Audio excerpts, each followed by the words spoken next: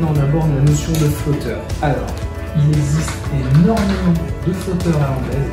Je vous ferai également une vidéo consacrée aux flotteurs, parce que bon voilà, je peux vous montrer rapidement donc, un échantillon de flotteurs, de gros flotteurs, une autre série, donc les petits tout en bas, des intermédiaires, encore un gros en haut, donc flotteur à l'anglaise. J'ai beaucoup de choses à dire là-dessus.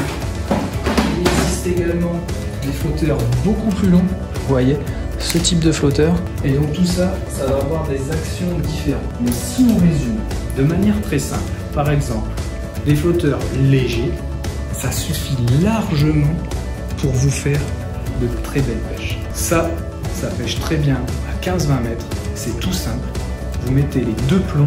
Ensuite, s'il y a un peu de vent qui monte, là il y a un intérêt à mettre des embases en poire pour mieux stabiliser. Mais on va revoir également plus tard dans cette notion de flotteur et puis d'association de plomb, comment la cendrée et la position de la cendrée va avoir aussi un impact à la fois sur notre équilibre de notre ligne et donc sur notre résultat par rapport au ferrage, pour ne pas décrocher de poisson. D'autres exemples, auto-plombé, en partie pour certains flotteurs, et on va passer sur les gros flotteurs. Donc ça, c'était des flotteurs légers pour débuter, on va dire 1,50 m à 2 m de fond, et pas de vent, en étant classique. Après, on a d'autres notions de flotteurs. Un long flotteur de ce type-là, vous avez vu, comme dans la boîte, puis des plus gros comme ça. Là, très intéressant ce genre de flotteur, et on va aborder une notion de pêche à longue distance, de lignes bien stabilisées et également de variation de plombage à la base des flotteurs. Je vous montre avec celui-là. Par exemple, ce beau flotteur en 10 grammes, vous pouvez varier la plombée.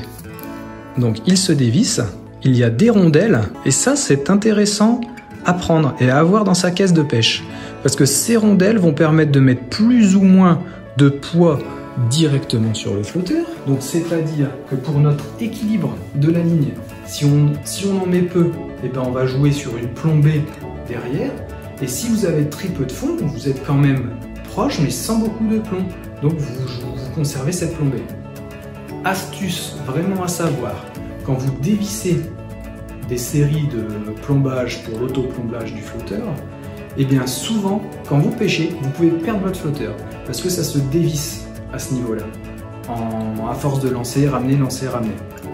Astuce fondamentale, vous passez dans un magasin de bricolage, vous achetez des petites joints toriques, vous le mettez entre votre embase du flotteur, votre corps du flotteur, vous serrez votre joint torique. Vous pouvez pêcher des jours, des heures déjà, c'est très bien. En lançant, ramener, lancer, ramener, lancer, ramener, votre flotteur ne va plus bouger. Le joint torique, à ne pas oublier. Allez, maintenant, on aborde la notion de position des plombs.